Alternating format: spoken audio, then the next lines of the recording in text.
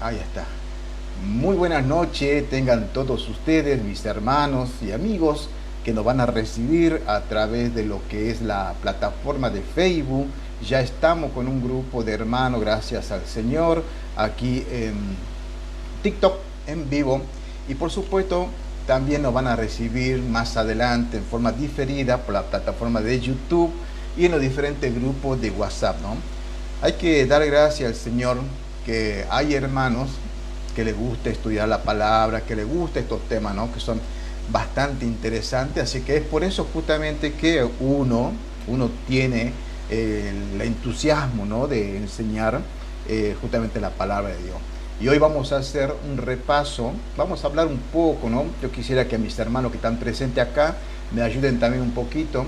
Vamos a hablar justamente y a repasar un poquito de la epístola, la primera epístola del apóstol Juan, ¿no? Que habíamos dejado ya hace un tiempito atrás. Hicimos un paréntesis con dos temas de actualidad que me pareció que era necesario, ¿no?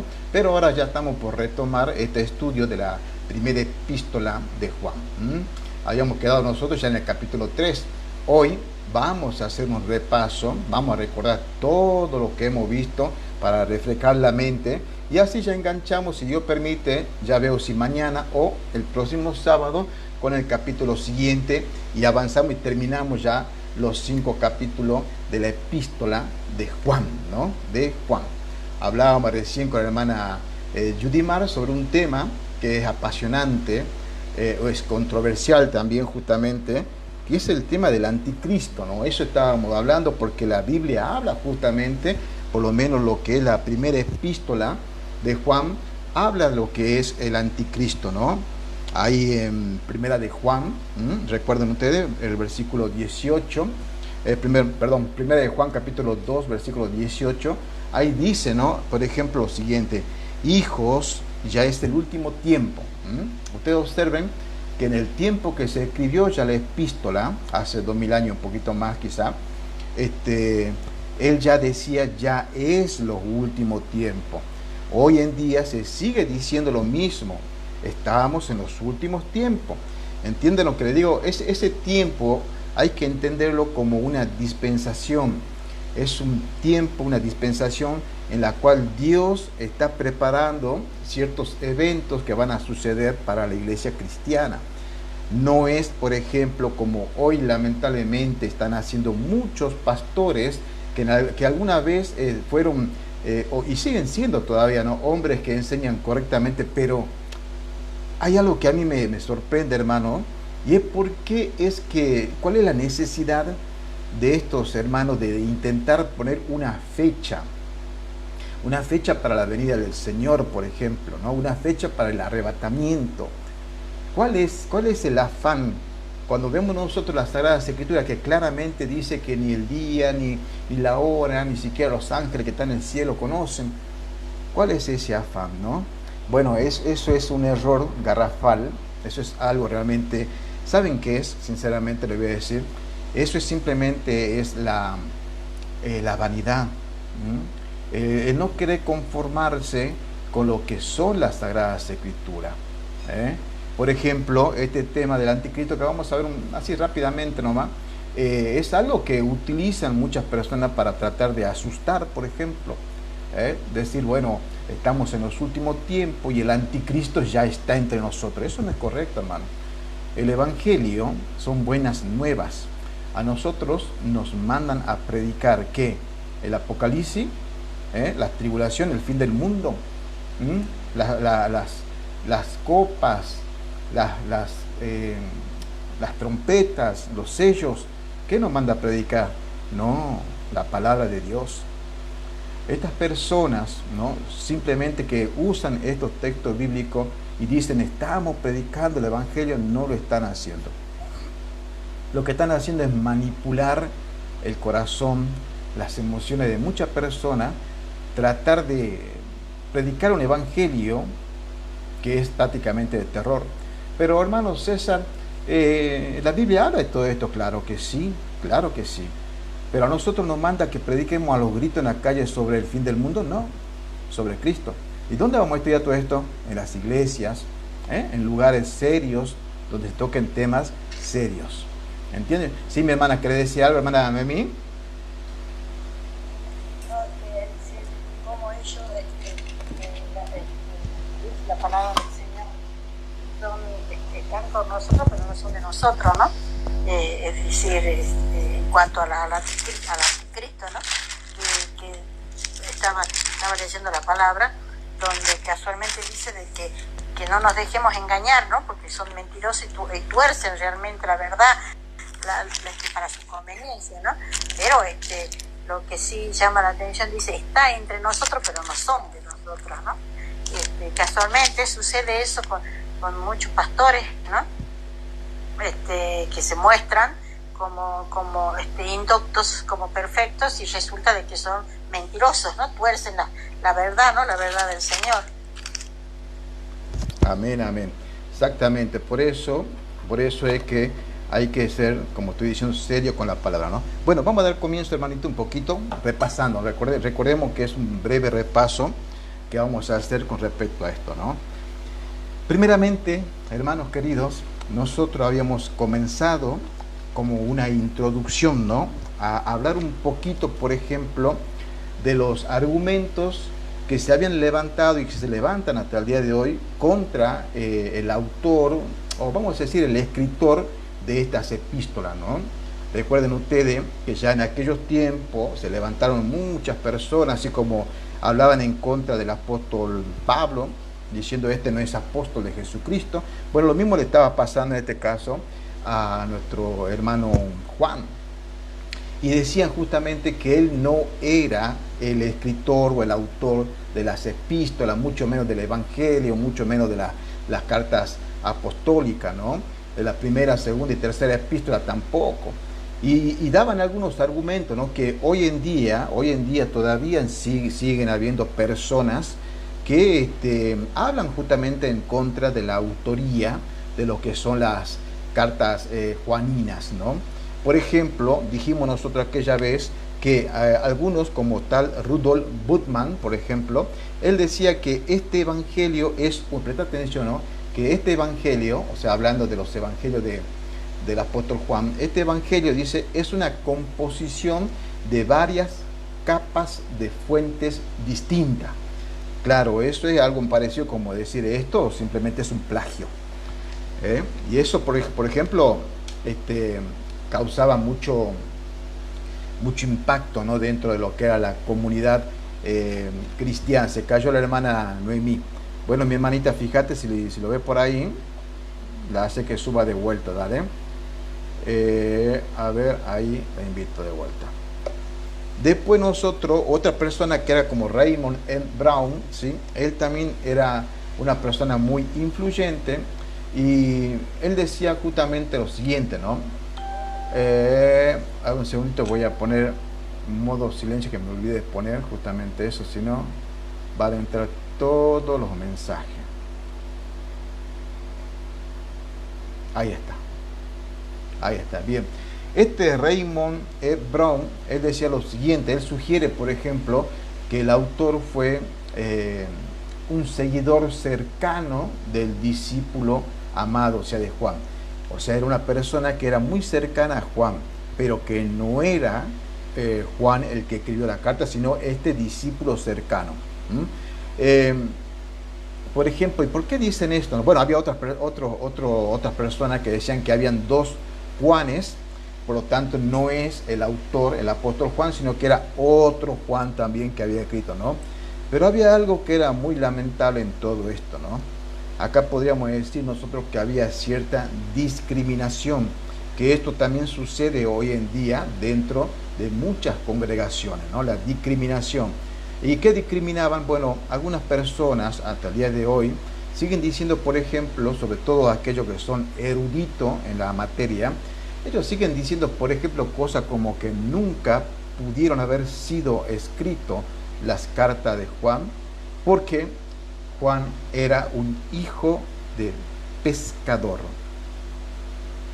Y decir que era hijo de pescador era sinónimo de una persona un tanto brusca, sin ninguna condición preparada para poder realmente tener términos tan teológicos y profundos, doctrinales, dentro de lo que es este estudio, porque la carta Juaninas, el Evangelio, tiene mucha profundidad en todo esto. Entonces, ¿qué decían estas personas? No, es imposible que el apóstol Juan haya escrito esta carta. ¿Por qué? Porque él es hijo de pescador. Y como es hijo de pescador, nunca pudo él haber tenido ese nivel intelectual para poder hacer estos escritos. Eso es horrible, hermano. Y eso pasa hoy mismo pasa dentro de las congregaciones. Porque bueno, hay hermanos que nunca han tenido preparación académica en seminario, como es mi caso, pero sí han tenido la gracia del Señor de poder aprender de alguna manera muchas cosas que por la gracia de Dios estoy enseñando. Pero vienen otros que tienen mayor preparación y comienzan a mirarte como de arriba abajo, diciendo justamente qué cosa. Vos no podés enseñar, y eso es lo que está pasando. Voy a tocar ahora ya que estamos acá y no somos muchos, lo que está pasando en Barquisimeto. Eso está pasando en Barquisimeto. Vos no podés enseñar. ¿Por qué no puedo enseñar? Porque vos no tenés título de maestro, porque vos no tenés una academia tal, porque no estudiaste años de seminario. ¿Entienden? Eso es lo que le hacían o le hacen a las cartas juaninas, muchos. Y vamos a ver textos bíblicos que en realidad Dios revela que sí, las personas como Pedro, como Juan, como otros, que simplemente eran pescadores, fueron personas que han sido preparadas y capacitadas por el mismo Señor Jesucristo. Y por supuesto que todo eso se ha potenciado su conocimiento con la llenura del Espíritu Santo. Lógicamente que a través de todo eso ellos pudieron tener, vamos a decir así, una mejor oportunidad para enseñar a otros.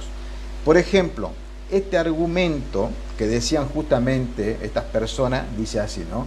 Que el nivel de griego y la educación con la que se presentan las cartas no pueden ser del apóstol Juan. ¿Por qué? Porque él era hijo de Zebedeo, era un pescador de Galilea. Pero miren lo que dice, por ejemplo, en Hechos. Déjenme que llegue ahí un momentito, al libro de los Hechos. Me falta la hermana Beatriz, que es la que me ayuda con los textos bíblicos. Hechos capítulo 4. Y el versículo 13 que dice así. A ver, acá está. Hechos capítulo 4. Ajá, ahí está, sí, bien. Miren lo que dice, ¿no? Entonces, viendo el denuedo de Pedro y de Juan, justo los dos pescadores, de Pedro y de Juan, y sabiendo que eran hombres sin letras e ignorantes, se maravillaban y reconocían que ellos habían estado con Jesús. Ahí está. ¿Acaso, hermano querido, no creemos nosotros que Dios puede levantar a una persona totalmente analfabeta, una persona quizás que solamente tenga lo básico como leer y escribir, y lo pueda poner en un nivel tan superior para la enseñanza de la palabra escrita de Dios? ¿Acaso Dios no tiene poder para eso? Claro que sí, claro que tiene poder. ¿Cómo no lo va a hacer? Además, le voy a decir una cosa: Dios ama levantar personas de esa forma. Dios ama restaurar a la prostituta, al drogadicto. Dios ama todo lo que está perdido, restaurarlo y hacerlo nuevo, darle sabiduría y darle conocimiento. ¿Y saben por qué? Lo vamos a ver enseguida. Simplemente para callar al sabio de este tiempo. Y eso es lo que muchos de los sabios de este tiempo no le agrada, hermano querido. Que venga un César como yo a querer decir a uno que estudió 10 años de cuánta cosa más, lo que estás enseñando está mal. Porque la Biblia dice esto: ¿quién te cree que sos vos? Lo mismo sucedía en aquellos tiempos con los apóstoles, ¿no? Hermano querido, este versículo dice claramente que eran hombres sin letra y del vulgo. Por eso es que muchos dicen, no, esto no puede ser un escrito del apóstol Juan, es otro el que escribió, pero no es Juan. ¿Y por qué hacen eso? Bueno, ¿saben qué, hermano querido? Si realmente fuese así, entonces estas cartas muchos empezarían a desacreditar. Por ejemplo, los mal llamados testigos de Jehová odian, porque prácticamente es así, le han cambiado la letra, el Evangelio de Juan, sobre todo los primeros capítulos, primeros versículos del capítulo. ¿Por qué? Porque presentan a un Cristo Dios. Y los mal llamados testigos de Jehová no quieren reconocer a Cristo Dios y han cambiado muchos versículos. Y atacan también, por supuesto, la autoría de estas cartas juaninas, ¿no? ¿Qué más podemos decir, hermanos queridos? Bueno, ahí está, un ejemplo, miren, ¿no? A Pedro y a Pablo le decían que eran gente ignorante, sin letra, del vulgo. Por ese motivo, y lo reconocían como hijo de pescador. Ustedes saben a quién también decía que era así, ¿se acuerdan ustedes? A nuestro Señor Jesucristo. A él también le decían exactamente lo mismo. Allá en Juan 7, 12 al 18 lo voy a leer. Ahí está. Y había gran murmuración acerca de entre la gente, porque unos decían es bueno, y otros decían no, sino que engaña a la gente. Mas ninguno hablaba abiertamente de él por miedo de los judíos. Ahora voy a saltar yo a ver, porque si no voy a leer todo, al 15. Y se maravillaban los judíos diciendo, ¿cómo sabe este letras, no habiéndolas aprendidos? Le respondió Jesús y dijo, mi doctrina no es mía, sino de aquel que me envió. Si alguno quiere hacer su voluntad, conocerá acerca de la doctrina, si viene de Dios o si yo hablo de mí mismo. Ahí está. A nuestro Señor Jesucristo también le decían justamente lo mismo. Es un iletrado, hijo de carpintero. ¿Cómo puede ser que este conozca de letra? No reconocen el poder de Dios. Dios tiene poder para levantar desde el muladar, desde el barro, a la persona y ponerlo como un ministro de Dios. ¿No creemos eso? ¿O acaso confiamos más en las universidades, en los institutos bíblicos, donde nos dan un cartón con la matrícula? Ojo, no estoy en contra de eso, no estoy en contra de eso. Pero no solamente así opera el Señor. ¿Qué más podemos decir nosotros? Bien, también para recordar un poquito, habíamos dicho aquella vez que Dios usa a los iletrados, lo que estamos diciendo, ¿no? Dios usa a los iletrados, ¿no? Según estos historiadores y teólogos, aseguran que no pudieron ser escritas por Juan, hijo de Zebedeo, porque el griego del Evangelio y la carta es sofisticada, con un trasfondo teológico y filosófico profundo. ¿Cómo puede ser que un pescador simple conozca de todas estas cosas si nunca estudió? ¿Entienden? Por eso hablaban mal de él. Y no encajaba, por supuesto, esto no encaja con el perfil de un pescador. Por ejemplo, ¿cómo puede ser que, vamos a hablar de mí para no hablar de otra persona, cómo puede ser que César enseñe todo esto si no encaja con su perfil? No encaja con el perfil de él. Es el tan el pensamiento del ser humano. Pero hay muchos hermanos en Cristo que están como Juan, como Pedro, como muchos nosotros, enseñando por la gracia y misericordia de Dios. ¿Por qué? Porque a Dios le encanta usar a personas iletradas que apenas saben leer y escribir. Le encanta.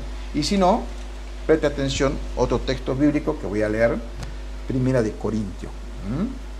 A ver, déjenme que llegue un momentito a Primera de Corintios. Llego. A capítulo 1, ¿sí? Versículos 26 y al 31. Presta atención a lo que dice, ¿no? Pues mirad, hermano, vuestra vocación, que no sois muchos sabios, no sois muchos sabios, según la carne, ni muchos poderosos, ni muchos nobles, sino que lo necio, del mundo escogió Dios para avergonzar a los sabios, y lo débil del mundo escogió Dios para avergonzar lo fuerte. Y lo vil del mundo y lo menospreciado escogió Dios, y lo que no es, para deshacer lo que es. ¿Y cuál es el motivo? Para que ninguna carne se jacte en su presencia.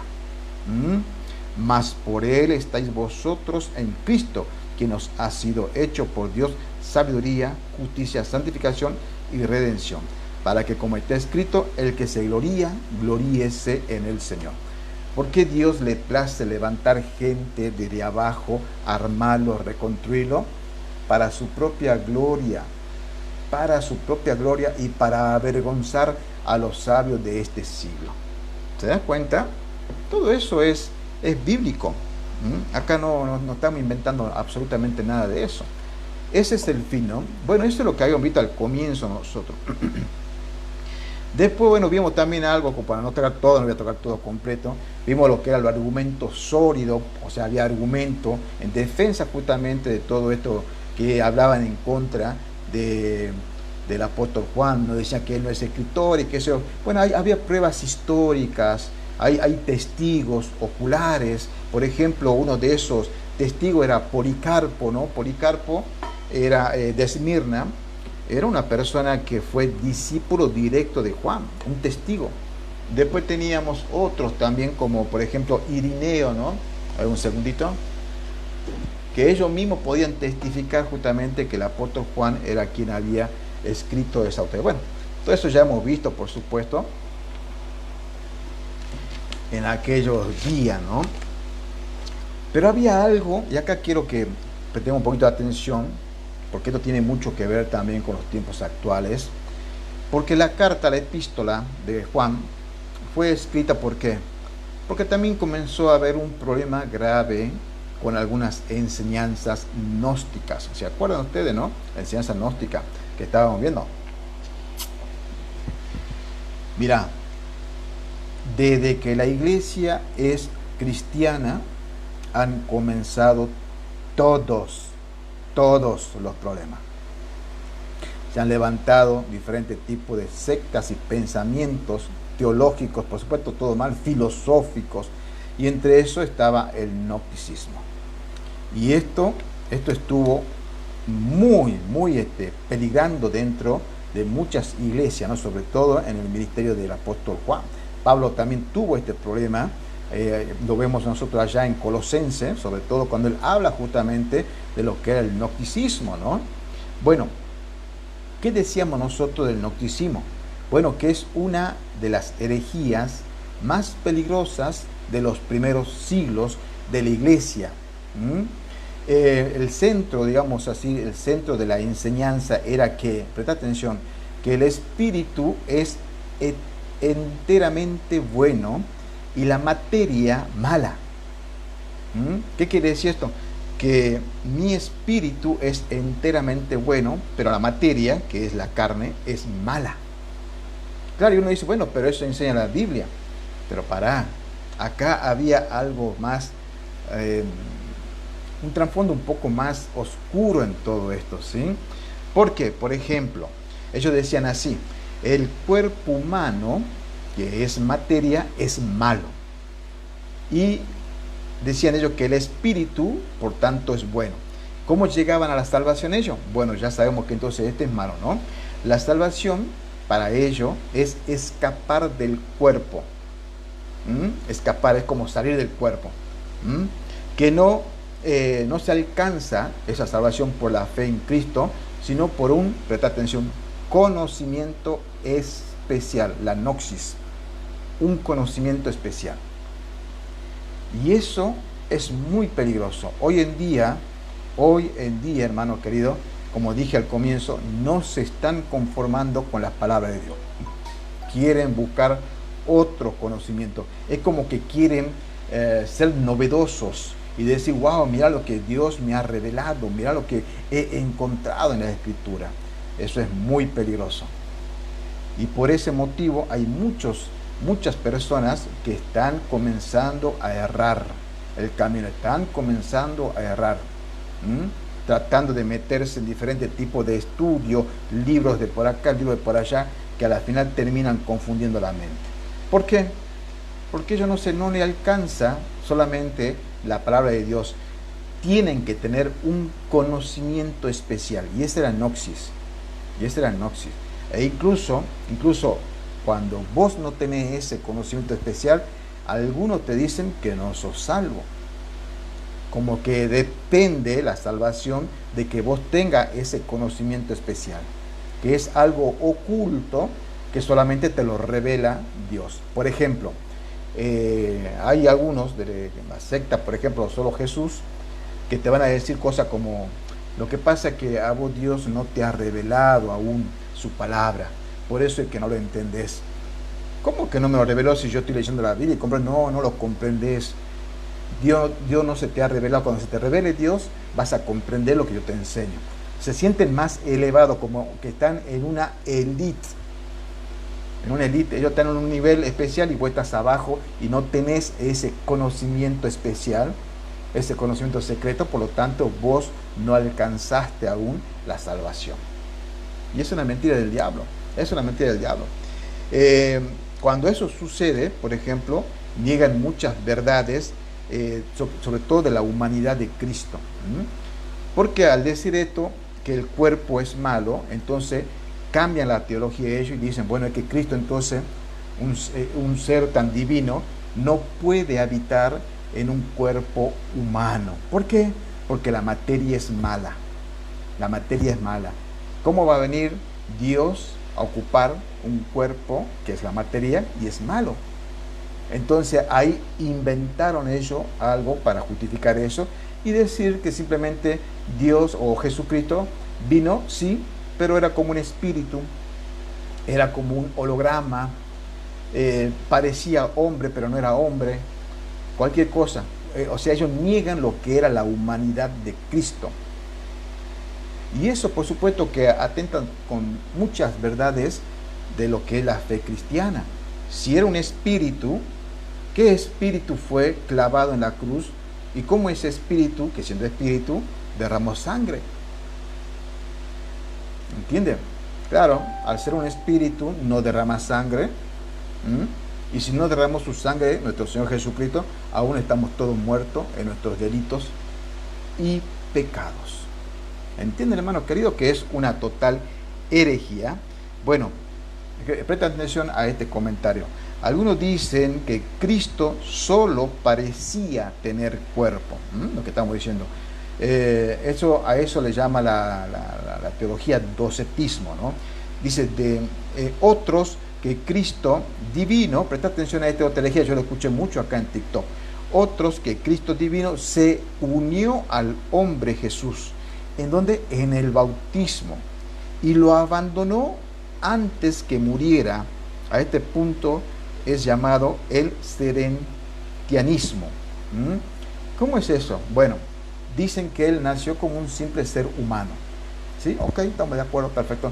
Caminó y cuando llegó al bautismo, allí se le metió el Cristo divino recién. ¿Sí? Ahí él entonces fue ese Dios.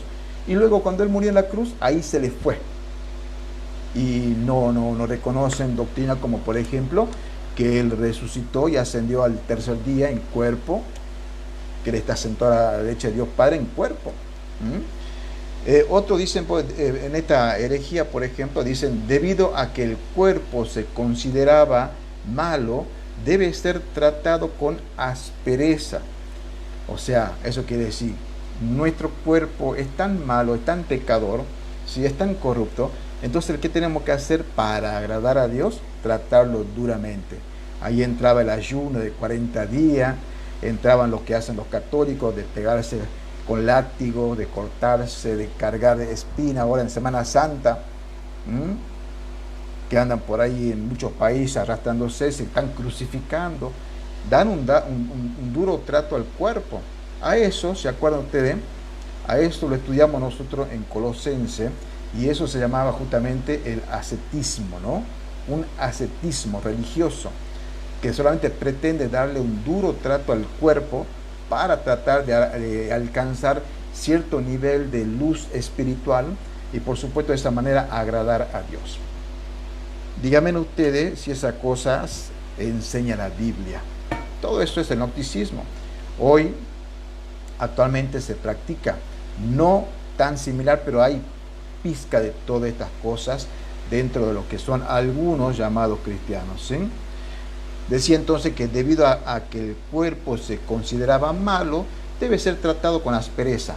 Esta forma ascética del gnosticismo también forma parte del trasfondo de la carta a los colosenses, ¿se acuerdan? Vamos a leer un poquito para que veamos de qué se trataba. Colosense, capítulo 2. A ver un segundito, que llegue yo a Colosense. Ahí está. Capítulo 2, versículo 1. Pero no voy a leer todo esto. 1 al 23 me dice así mucho. Pero vamos a leer algunos textos bíblicos, ¿sí? Por ejemplo, voy a leer el versículo 4.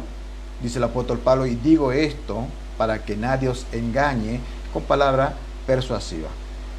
Versículo 8, mirad que nadie os haga cautivo por medio de las filosofías y vanas sutilezas, según la tradición de los hombres, conforme al rudimento del mundo y no Cristo. Y avanzando un poquito más, 16, por tanto nadie os juzgue en comida o bebida, en cuanto a día de fiesta, luna nueva o de sábado, lo cual son sombra de lo porvenir. ¿Qué más? Bueno, a ver. Pues si está muerto, cosa destinada, tales tienen la verdad cierta. Acá está, acá. Bien, el 20. Pues si estáis muertos con Cristo en cuanto a los rudimentos del mundo, porque como si vivieras en el mundo os sometéis a ordenanza. Y en esa parte de someterse a ordenanza está lo que es el ascetismo. Presta atención. Tales como no uses, ni gustes, ni toques. Prohibiciones humanas. Eso es ascetismo. Hoy te dicen, no tome café, no te cases, no tenga esto, no haga aquello. Ojo, está camuflado. 22. Cosas que son todas destinadas para destrucción con el uso según el mandamiento y doctrina de hombres. Doctrina de hombres. Y ahora, tales cosas tienen a la verdad cierta reputación de sabiduría en culto voluntario y humildad. Y duro trato al cuerpo, ahí está, duro trato al cuerpo, el ascetismo, pero sin valor alguno para la santificación de la carne. O sea, no servía todo eso, era en vano. Pero en estas congregaciones estaban obligando a practicar lo que era el ascetismo. Hoy también, nada más que hoy le dicen que es una práctica cristiana. Hoy agarran y te dicen, por ejemplo, cosas como, bueno, vamos a hacer ayuno 40 días, 40 noches, qué sé yo, mira, pretendiendo doblar la mano de Dios, buscando alguna revelación nueva. Toda esa cosa está, mi hermano, está un poco camuflado. Dentro de lo que es el catolicismo, este tiempo de Semana Santa, no comas carne roja, porque pecado es comer la carne de Cristo. Come carne blanca. Y están a los fines de semana haciendo todo tipo de pecado, ¿no? ¿Qué vamos a hacer? Vimos un poquito también de lo que es el neognosticismo también, ¿sí? Y vimos también algo de lo que era la amenaza del gnosticismo en la actualidad. También vimos 6 principios presentes en las congregaciones sobre esta herejía, ¿no? Por ejemplo, acá voy a leer un poquito. El punto 1 era que existe una élite espiritual. Existe élite espiritual. Como estamos diciendo, porque esto vos tenés que tener un conocimiento especial para todo esto. Las herejías se caracterizan por exaltar a una persona en particular por encima del cuerpo de los creyentes.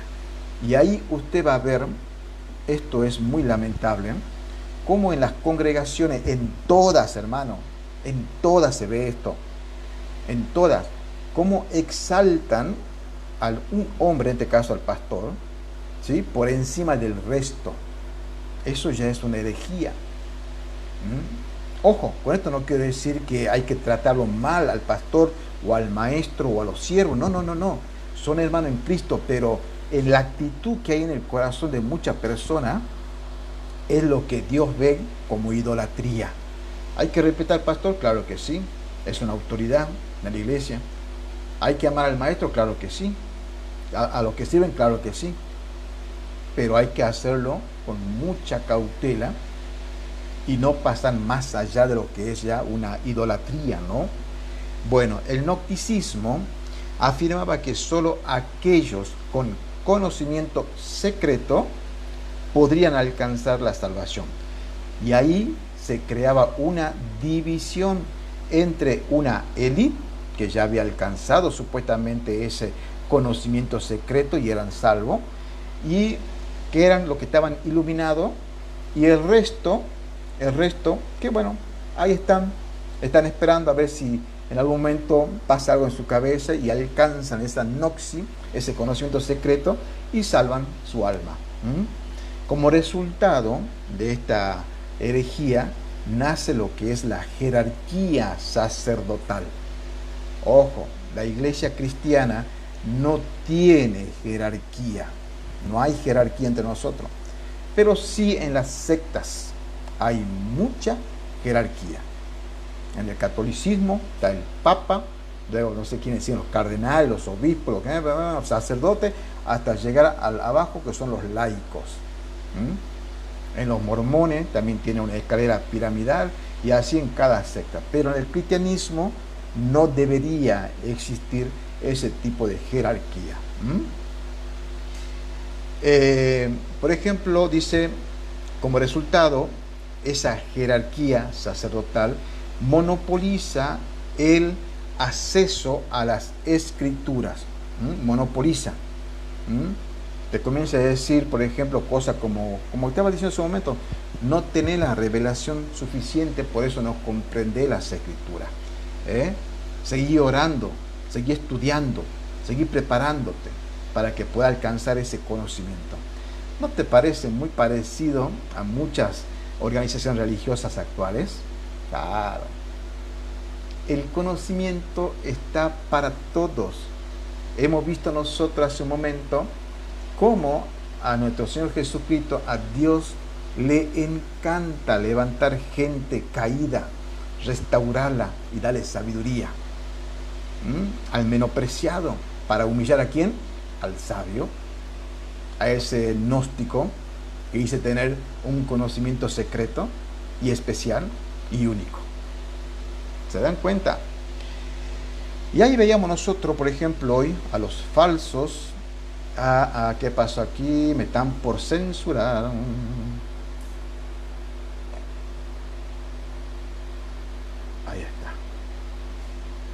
Ahí está. Me pedían que pase el dedito para armar todo el rompecabezas, ¿no? Bueno, ahí nacen los ungidos, ¿no? Que esa famosa frase de decir no toquéis al ungido de Jehová, con el único pretexto justamente de que, bueno, de que no se le esté juzgando su pecado, que no se lo ponga en evidencia toda la maldad que están haciendo dentro de la congregación. Por ejemplo, Primera de Juan, habíamos leído un poquito nosotros aquella vez, y en el capítulo 2 y el versículo 20. Presta atención que ya lo leímos muchas veces, ¿no? Dice así: mas vosotros tenéis, no dicen ellos, los pastores tienen, no, vosotros, la iglesia, vosotros tenéis, tiempo presente, es un tiempo continuo, tenéis, tenéis la unción del santo y conocéis toda la verdad. No solamente esto, sinvergüenza. No existe una élite especial y única con cierto conocimiento, aunque ellos pretenden hacernos creer que ellos sí tienen ese conocimiento. No hay aquellos intocables que dicen tener la unción del santo. No, todos tenemos la unción del santo y conocemos la verdad. Y además, si alguien quiere decir, bueno, pero es que hay un grupo de sacerdotes, no, porque otro texto bíblico que tenemos es Primera de Pedro. Déjenme llegar un momentito ahí. A ver. Primera de Pedro, el capítulo 2, versículos 9 y 10. Preste atención. Mas vosotros sois linaje escogido real, sacerdocio, nación santa, pueblo adquirido, para que anunciéis las virtudes de aquel que os ha llamado de las tinieblas a la luz admirable. Vosotros que en otro tiempo no erais pueblo, mas ahora sois pueblo de Dios, que no habíais alcanzado misericordia, mas ahora habéis alcanzado misericordia. ¿Qué te dice el Señor? Vosotros sois pueblo santo, pueblo escogido, sacerdote real, nación santa. Entonces, hoy en día ese gnosticismo disfrazado de cristianismo que enseña que no podemos nosotros, porque no tenemos gran conocimiento, no tenemos esos estudios académicos, podemos estar enseñando las escrituras. Lo mismo que le hacían a Pedro y a Juan. ¿Se dan cuenta, hermano querido? Y a ver, déjenme descansar un poquitito, quiero escucharle a ustedes. Ya vamos a continuar un poquito más con este repaso, que nos falta mucho. Mi hermana Noemí, ¿quiere hacer un comentario, algo, por favor?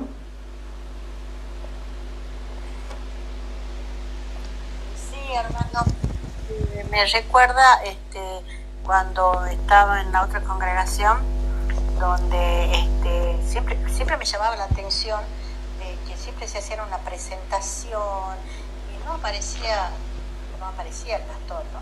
Sino como que hacían una preparación para que entre al último, se adoraba al Señor, se alababa y todo lo demás, pero lo más importante era la entrada del pastor. Entraba todo con no sé, un poco más con bombo y platillo, ¿no? Entraba y claro, era el ungido, entraba y era como un acontecimiento, ¿no? Que entre él y tome el micrófono y bueno, y empiece a dar la palabra del Señor, pero era como, yo decía, pero a ver, ¿cómo no entra él y adora junto con los hermanos, ¿no? Desde un principio, que se presente, no al último, como que entra el rey y tenemos que todo, ay, silencio, que entra, ahí viene y ahí empieza recién a hacer real la palabra, y viste como adornar, para que lo glorifiquen a él más que nada, ¿no? Me hacía recuerdo cuando estabas hablando vos de esa iglesia donde yo estaba antes, ¿no? Amén. Sí, eso es una vergüenza realmente que esas cosas estén pasando, ¿no? Actualmente dentro de algunas llamadas iglesias. Mire, hermano querido, hay que ser en estas cosas, hay que ser tajante y hay que ser bíblico, hermano. No se puede estar tolerando y negociando con personas que están adorando, en este caso, a otros hombres. No se puede, hermano querido. No se puede ser cómplice de estas personas que están torciendo la palabra de Dios. ¿Acaso nosotros podemos traicionar el amor de Cristo, el amor de Dios, solamente por una amistad o solamente por querer quedar bien, para aparentar? No. Esta manera de enseñar es una manera, hermano querido, que no muchos la quieren aceptar. Hoy nosotros estamos viendo cómo personas que dicen enseñar Biblia prefieren congraciarse con otras personas, porque no lo voy a llamar hermano, con otras personas que enseñan herejía. No importa, hay que respetar al hermano. Si el hermano piensa así, le respetemos al hermano. ¿Por qué tenemos que contender? La palabra no es para contender. Sin embargo, te puedo sacar un montón de ejemplos bíblicos que la Biblia dice, por ejemplo, Judas 3, que contendáis ardientemente por la fe que una vez fue dado a los santos, porque hombres habían ingresado encubiertamente enseñando herejías destructoras. Es lo que está pasando hoy, mi hermano. Es muy doloroso ver todo eso. Y esas personas son justamente las que comienzan a decir, no, es que vos no podés enseñar, porque no tenés el Espíritu, porque no sos pastor, porque no tenés conocimiento, porque a mí Dios me reveló. ¿Me entiende, hermano querido? Hermano Eduardo, ¿cómo estás? Subí un momentito, así me acompaña, porque ya estamos por terminar también, así que pero te invito a que subas, dale. Ahí te mandé la invitación. ¿Entienden, hermano querido? Entonces, existe lamentablemente hoy en día todo este tipo de cosas. Como decía la hermana Noemí, se está adorando mucho más a un hombre. Se exalta a ese hombre. ¿Por qué ha caído tan bajo el cristianismo? ¿Podemos llamar nosotros hermanos a esa gente? Por supuesto que no. Por supuesto que no. Mi hermana Judimar, abra su micrófono.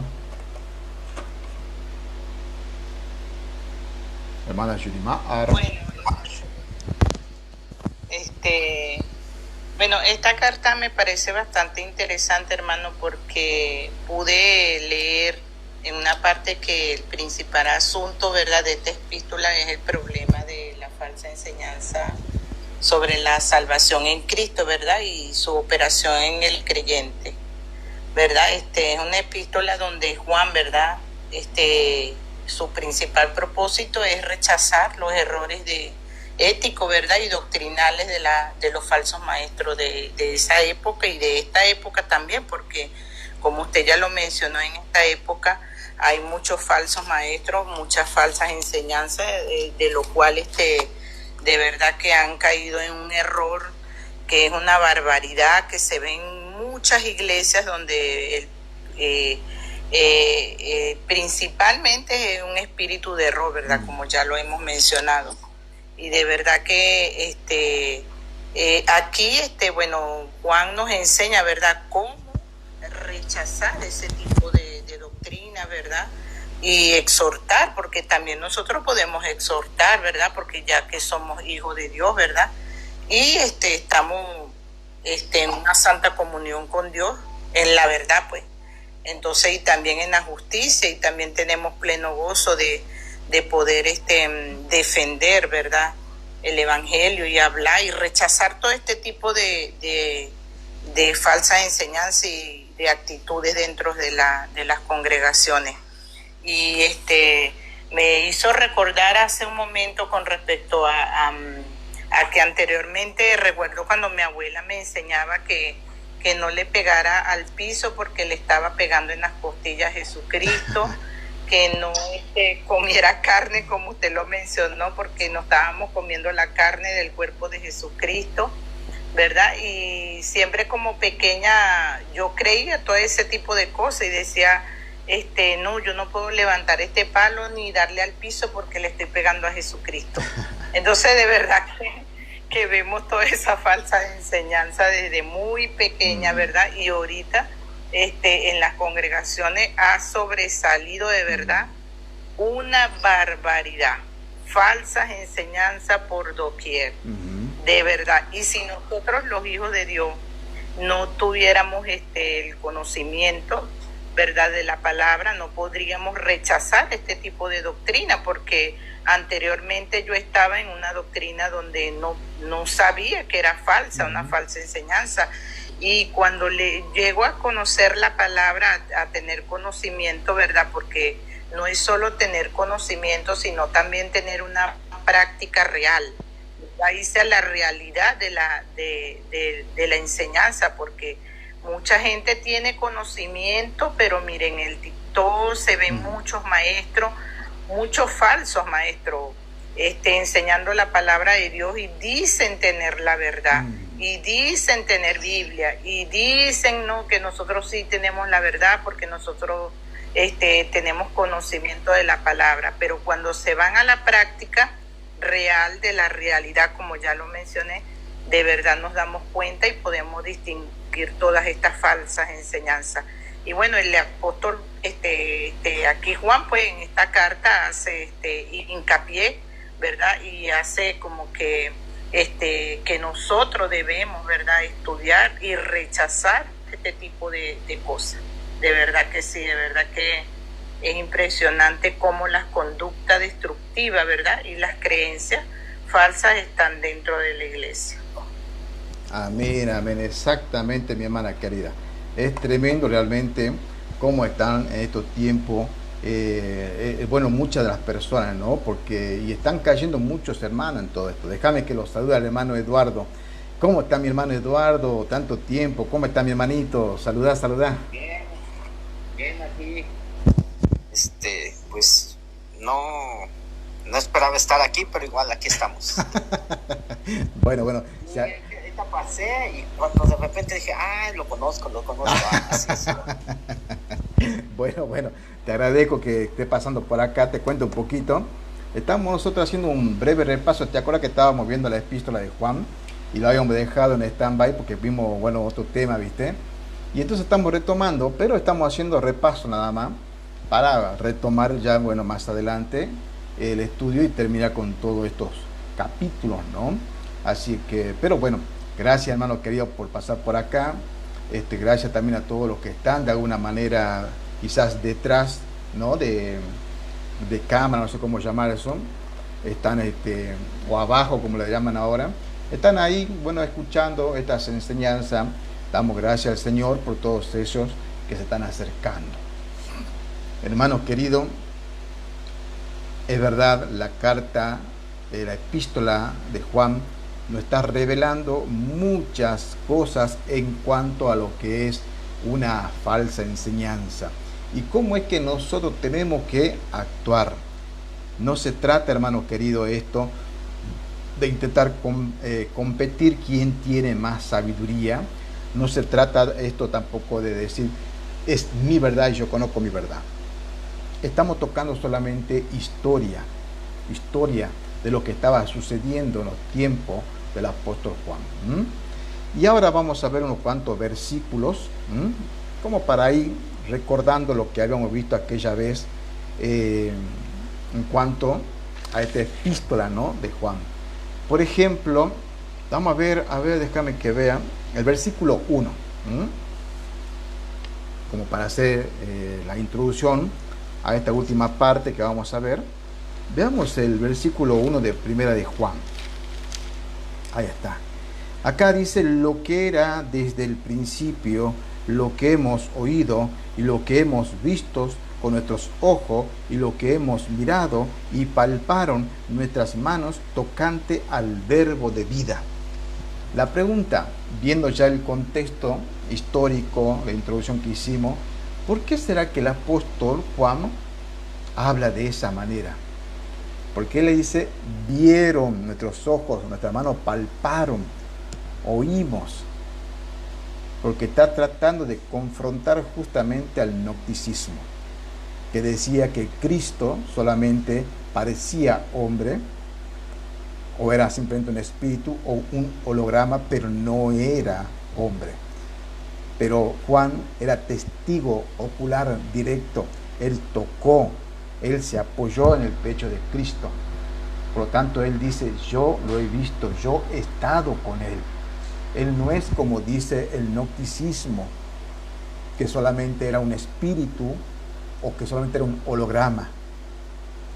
Por eso le está diciendo, aparte de eso, él también está confrontando las otras herejías que decían que Cristo no es Dios. Está confrontando. Por eso hace memoria a Génesis, ¿se acuerdan? Génesis 1:1, en la creación, en el principio. Ahí se remonta a la teología juanina, al principio. Él se remonta al pasado. Llega a lo que es la misma creación. Y en Juan, en el Evangelio de Juan 1, también hace exactamente lo mismo. Esto es cuando él dice, por ejemplo, así, le escribimos a ustedes acerca de aquello que ya existía desde el principio, no que ha comenzado a existir, porque esa es otra herejía también que dicen que Cristo fue creado. Fue el primogénito de la creación, dicen ellos. Por lo tanto, es una creación. No.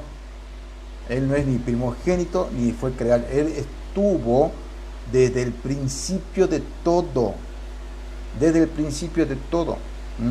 Por eso, esto es lo mismo que decir así: les escribimos a ustedes acerca de aquello que ya existía desde el principio.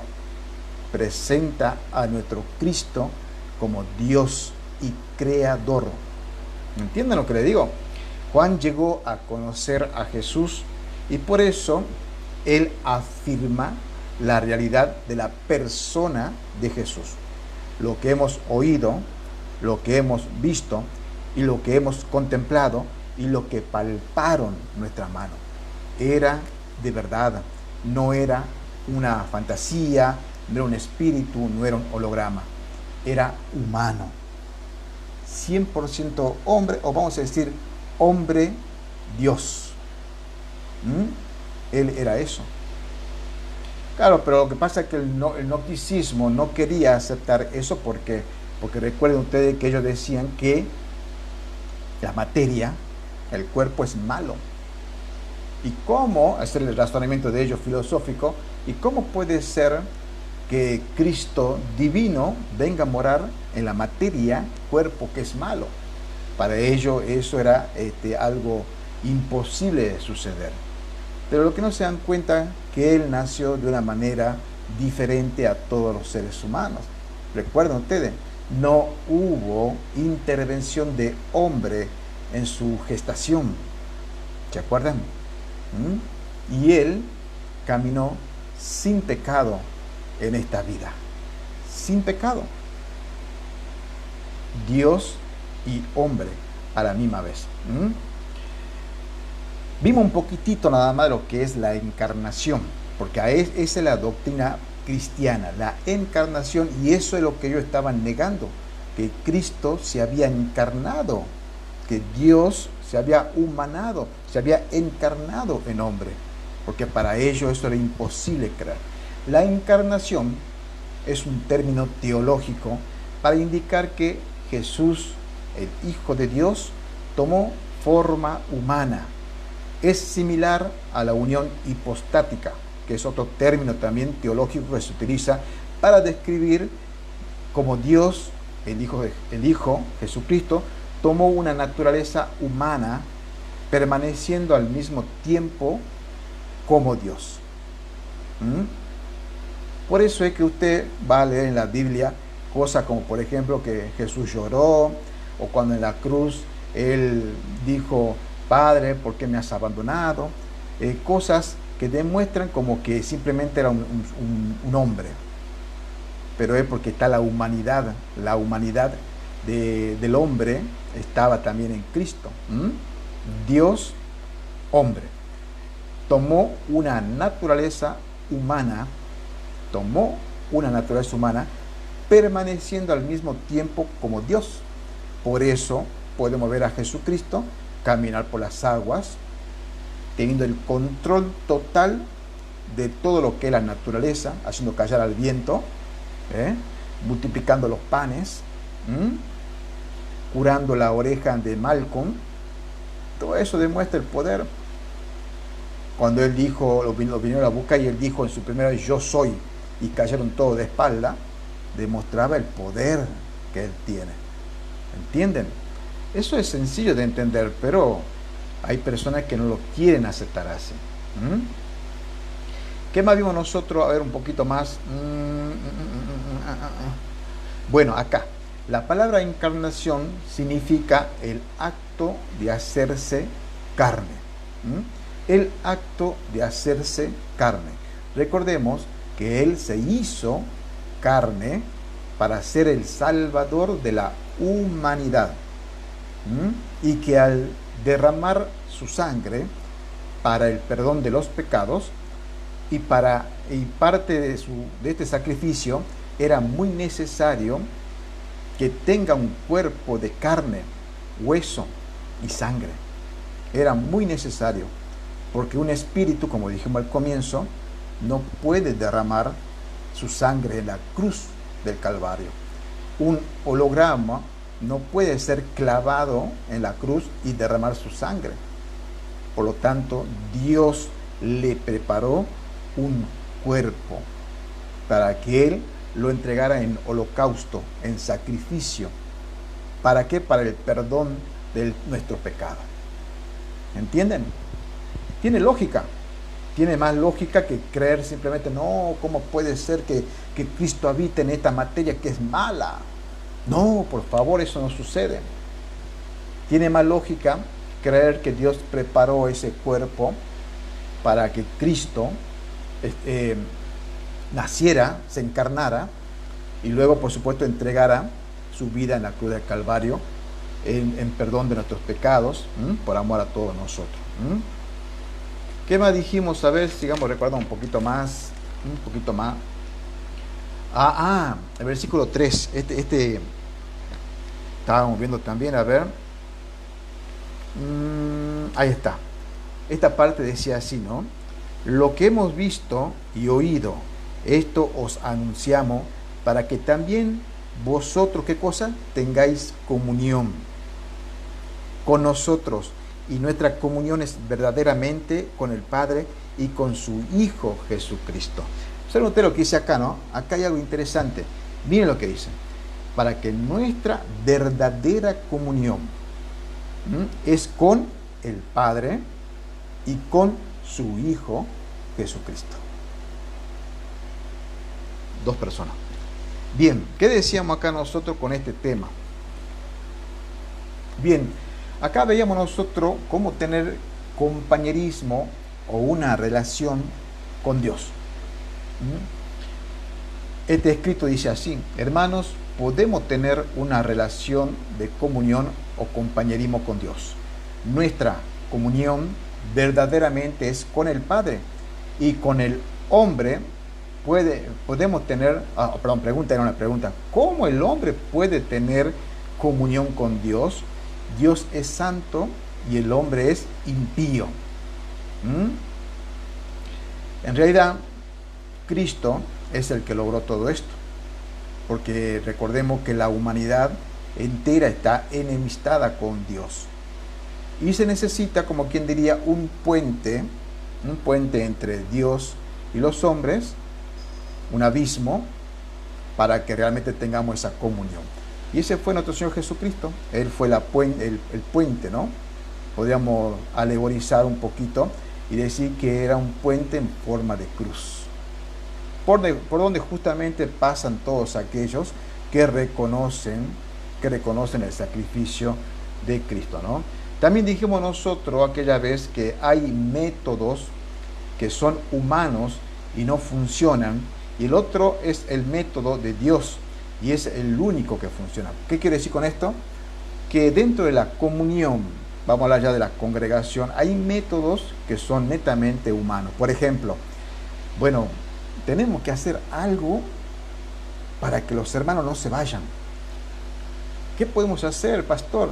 No sé, inventemos algo. Y ahí salieron discotecas los fines de semana para cristianos, dentro de la congregación, para tener supuestamente comunión entre los hermanos.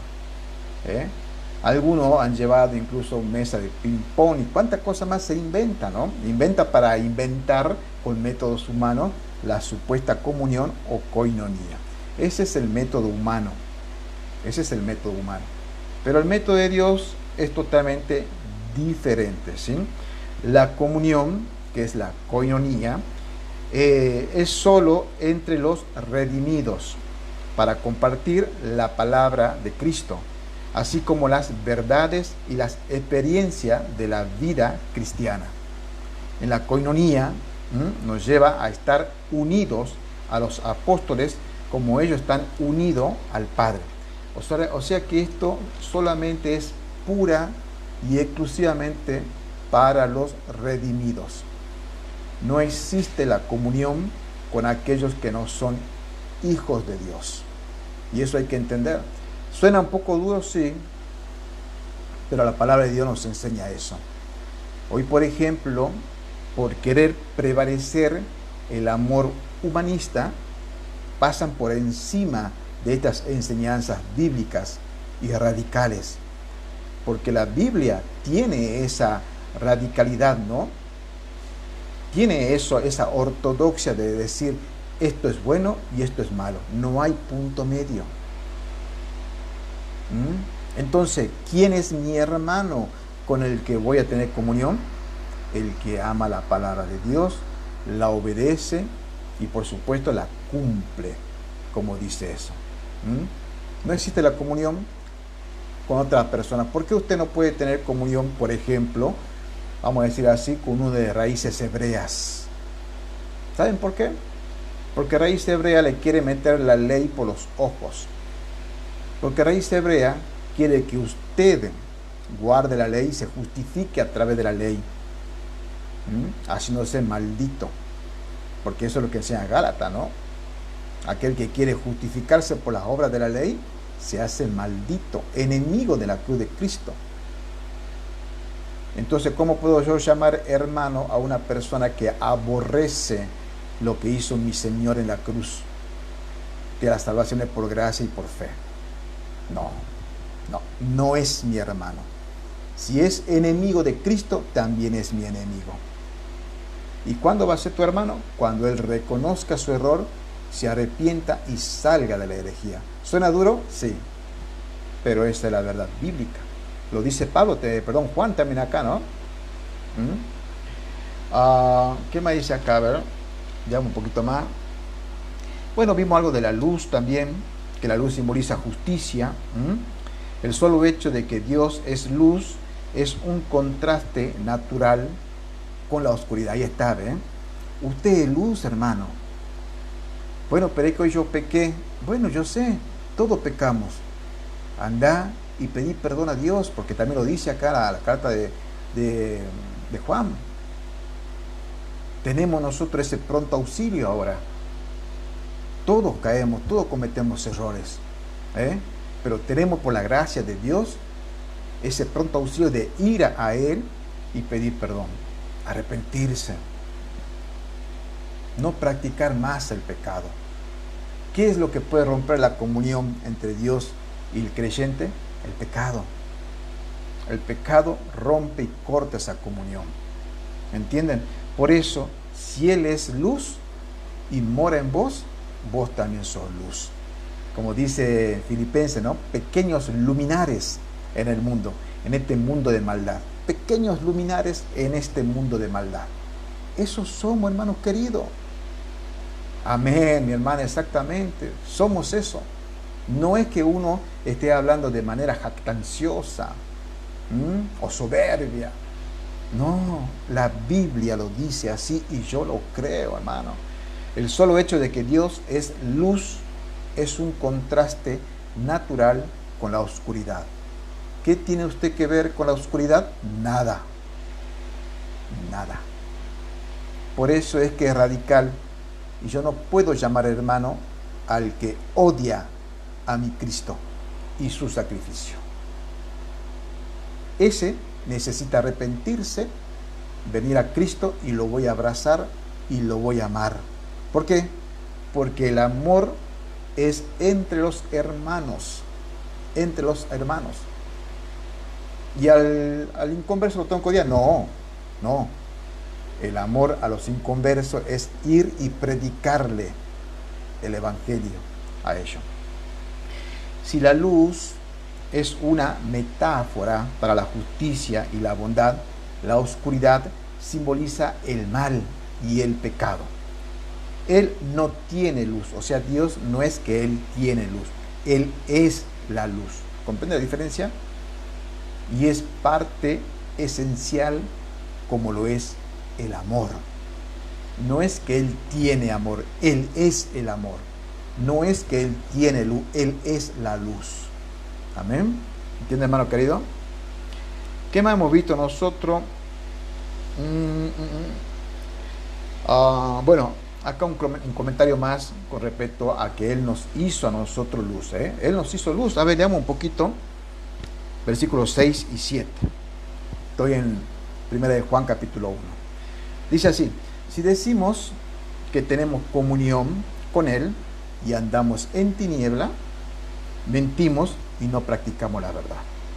Pero si andamos en la luz, ahí está, como Él está en la luz, tenemos comunión, ahí está, ¿ve? Unos con otros, y la sangre de Jesucristo, su Hijo, nos limpia de todo pecado. Entonces, hermano querido, usted es luz, y si anda en luz, como hijo de luz, tenemos comunión los unos con los otros. Y por supuesto que tenemos comunión con el Padre. ¿Entiende? La relación es sencilla, ¿no? Lo mismo, dice este comentario acá, lo mismo que la luz física brilla en la creación, así brilla la luz espiritual en los corazones de aquellos que se convirtieron en nueva criatura. Y esa luz tiene que brillar. Hermano, recuerde usted cuántas veces le han rechazado a usted solamente por estar parado. Su presencia molesta. ¿Por qué? ¿Por qué esa presencia molesta sin haber dicho una palabra y lo están aborreciendo sin haber hecho nada? Porque la luz está en cada uno de sus hijos, y cuando la luz brilla en el mundo impío se siente avergonzado, se siente que le han revelado su verdad, se sienten ofendidos y aborrecen la luz. ¿Se acuerdan lo que dice allá en Juan capítulo 3, versículo 16 al 21? No se acercan a la luz para que sus obras no sean reprendidas, porque aman las tinieblas y aborrecen la luz. Y si aborrecen la luz, que es Cristo, también te aborrecen a vos. ¿Entienden la ecuación? ¿Qué más dijimos? Si deseamos proclamar el Evangelio al mundo, la corrupción no debe ser lo normal. Presta atención. En el cristiano, si predicamos una nueva vida, vivamos con esa práctica y así seremos luminares en el mundo. Luminares en el mundo, ¿no? Vimos otro versículo, por ejemplo, bueno, avanzando un poquito más, ¿sí? A ver. Versículo 7 que hemos leído recién, que dice que andemos en luz, ¿no? Vimos también nosotros, por ejemplo, yo quiero llegar a esta parte a ver dónde está. Bueno, confesar nuestros pecados, también hemos visto, ¿no? Cómo era esa confesión que tenemos que hacer nosotros, porque la Biblia habla justamente de confesar sus pecados, ¿no? Ustedes seguramente que escucharon a muchas personas decir, yo no tengo pecado, yo no peco. Esa es una mentira. La Biblia lo dice, ¿no? ¿Dónde está mi Biblia? Justamente eso habla, primera de Juan, que estamos estudiando un poquito, repasando, y versículo 10. Si decimos que no hemos pecado, lo hacemos a Él mentiroso, y su palabra no está en nosotros. Así que aquel que se le presente a decir que no ha pecado, que no tiene pecado, es un mentiroso. Y hay mucho de eso que dicen así ahora, actualmente. Confunde la palabra de Dios directamente. ¿Qué más vimos? A ver. Bueno, capítulo 2. Veamos un poquito. Este es espectacular. 2, 1 y 2. Capítulo 2, versículo 1 y 2. Hijitos míos, estas cosas os escribo para que no pequéis. Y si alguno hubiere pecado, abogado tenemos para con el Padre, a Jesucristo el justo. Y Él es la propiciación por nuestros pecados, y no solamente por los nuestros, sino también por los de todo el mundo. ¡Qué hermoso, hermano! Ahora, pregunta, ¿será que esto es un permiso para pecar? Total, tengo abogado. Tengo abogado. Mi abogado va a pelear por mí. Así que yo esta noche me voy a la discoteca. Me voy a emborrachar. Total, soy salvo, siempre salvo. Que es lo que nos acusan, ¿no? Nos acusan aquello que enseñamos lo que la Biblia dice, que la salvación es segura. Una vez salvo, Cristo nos da la vida eterna. Vida eterna. No es una vida condicionada a ver cómo te comportas. Pero te acusan, nos acusan, diciendo, ustedes son los de la secta salvo, siempre salvo.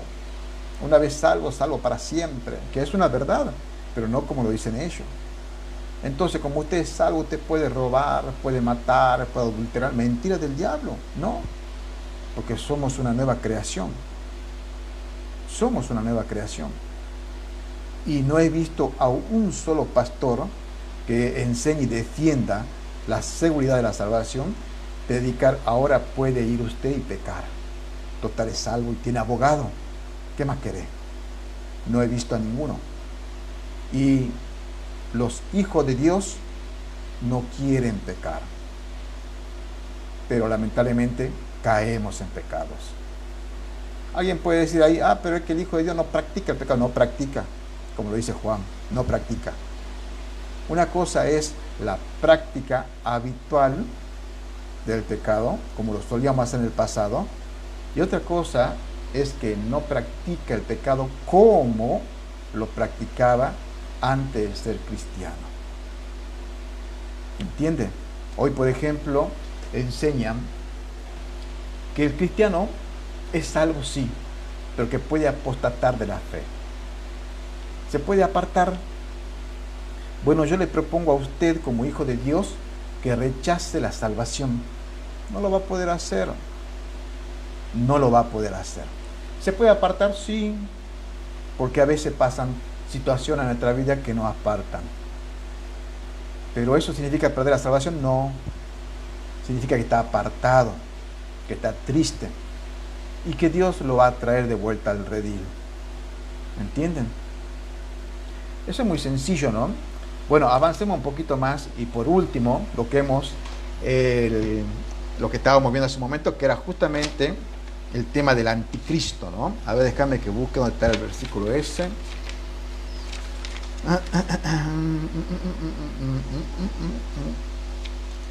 Bueno, mire, antes de llegar al anticristo, esto también está bueno. Capítulo 2, versículos 7 al 11. ¿Se acuerdan que vimos algo de los mandamientos? ¿Por qué vamos a hablar de esto un poquitito? Porque recuerden, hermano querido, que actualmente, ¿no? Ya en aquel tiempo actualmente también están aquellas personas que son judaizantes. No es algo despectivo llamarlos judaizantes, es que son judaizantes. Pero estos actuales, por lo menos los que están en este continente, son personas que son latinas, tienen apellido latino, tienen cultura latina. Bueno, algunos quizás tengan ascendencia europea, pero lo que menos tienen es justamente ser parte de la etnia de los israelitas. No tienen esa ascendencia étnica, ¿no? No la tienen. Pero ellos se han autopercibidos israelitas. Y además rechazan, y muchos de ellos aborrecen al Israel verdadero, diciendo ellos, no, nosotros somos de Israel. Y lógicamente que al hacer eso, ellos dicen, somos parte de las tribus perdidas de Israel. Y se cambian el nombre, ¿no? Y comienzan a hablar en un hebrañol. No es un hebreo, es un hebrañol. No pueden decir Jesucristo es mi Señor, Yeshua Hamashiach, algo así. ¿Entendés? Adonai y no sé cuánta cosa más. No pueden usar el castellano. Bueno, eso están. Y acá en el versículo capítulo 2, versículo 7 al 11, tenemos nosotros la prueba, porque ellos usan estos versículos para decir, acá está que ustedes como iglesia tienen que obedecer los mandamientos. Y ya habíamos demostrado a nosotros que hay un cambio de ley. Algo hizo el Señor Jesucristo en los montes, en la bienaventuranza del monte. Ahí vemos todos los cambios. Vosotros habéis oído, esa era la ley, vosotros habéis oído, no matarás, no hagas esto, no hagas aquello.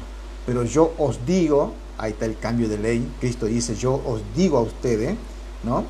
Que además de eso, quien hace esto, dice malo a su hermano, tonto a su hermano, etcétera, etcétera, ya ha cometido asesinato.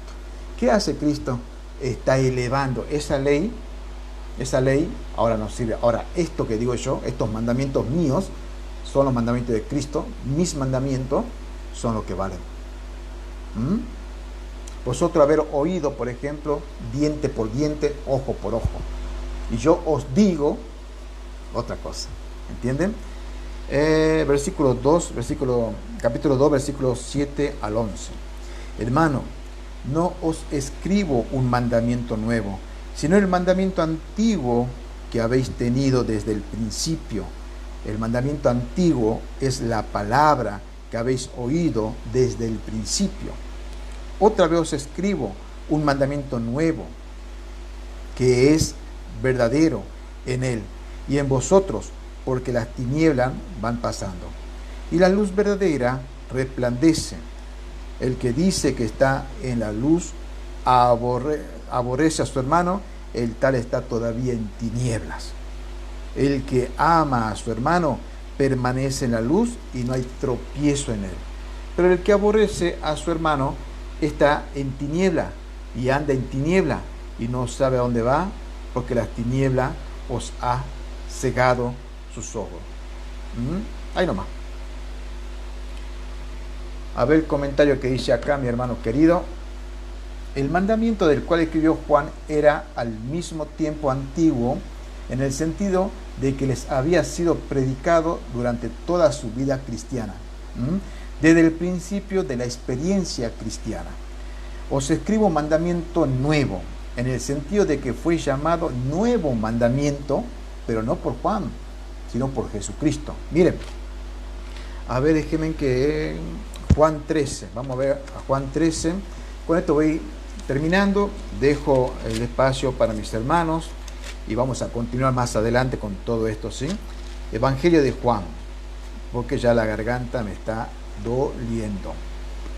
Déjenme llegar por favor un momentito a Juan capítulo 13, acá está, versículo 34 y 35. Presta atención, porque hay que entender que Cristo dice: un nuevo mandamiento os doy.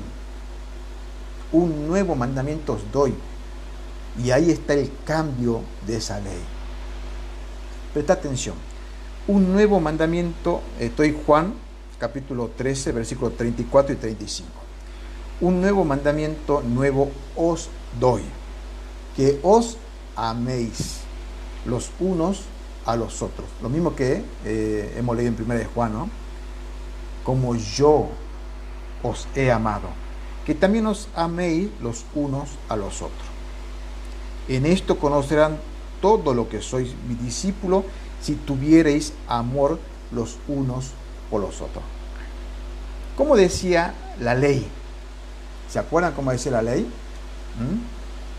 Y amarás a Dios por sobre todas las cosas, y amarás, presta atención acá, y amarás a tu prójimo como a ti mismo. Y la iglesia dice: amén, gloria a Dios, pero pará un poquito. ¿Vos querés cumplir la ley? No, no es amar a tu prójimo como a ti mismo. Eso decía la ley. Eso decía la ley. Y ese amor como a ti mismo estaba basado en vos, en lo que vos podés dar. Era un amor que uno daba.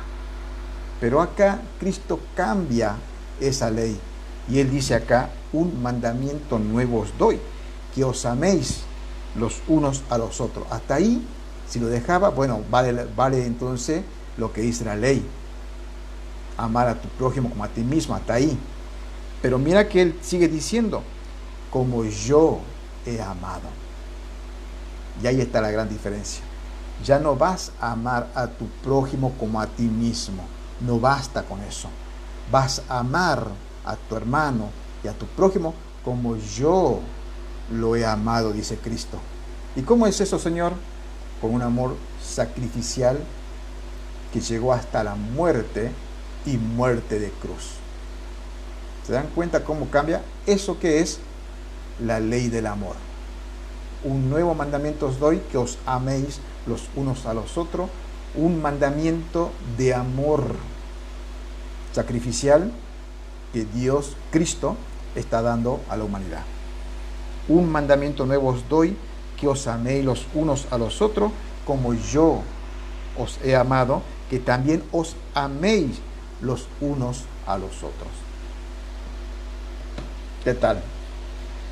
Así que cuando vengan judaizantes y te digan, ay, dice en primera de Juan, guardad los mandamientos. No dice eso. Dice guardar sus mandamientos. No dice los mandamientos o el mandamiento. Dice guardad sus mandamientos. ¿Mandamiento de quién? De Cristo. Lo acabamos de leer. Un nuevo mandamiento os doy. Vaya a leer también todo lo que son las bienaventuranzas del monte. Va a ver cómo Dios cambia la ley. Es una ley superior la que Él da, que usted y yo lo cumplimos de forma natural porque Cristo mora en nosotros. Amén. Bien, para despedirnos, hermana Noemí, últimas palabras, mi hermanita querida.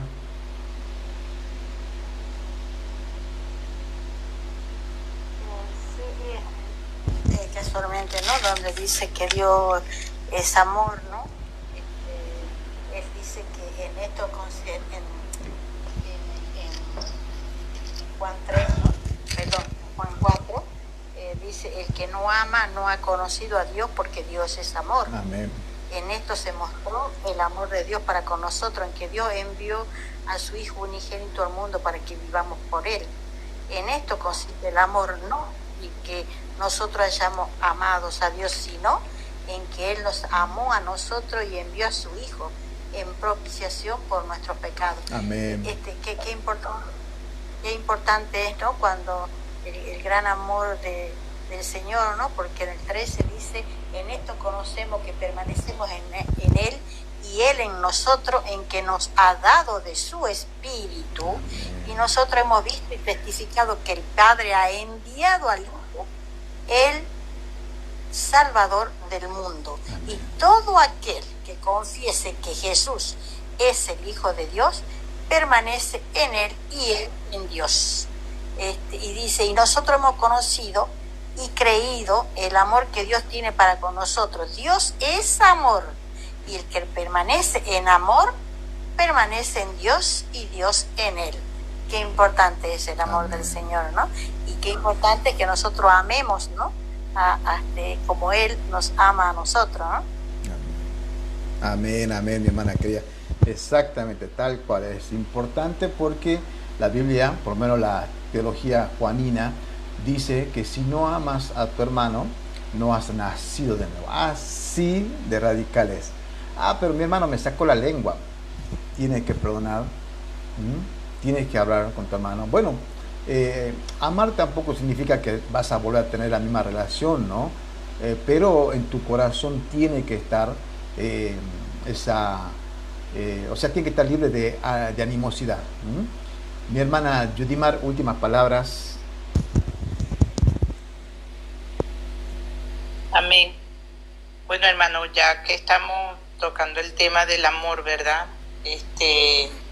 Como lo dice también Juan 2:11, ¿verdad? Dice que el que aborrece a su hermano está en tiniebla, ¿verdad? Y anda en tiniebla y no está Dios en él, como ya lo mencionamos. Y también el que ama el mundo, ¿verdad? Como lo dice el 15, dice, no améis al mundo ni las cosas que están en el mundo. Amén. Si alguno ama al mundo, el amor del Padre no está en él. Así es. ¿Verdad?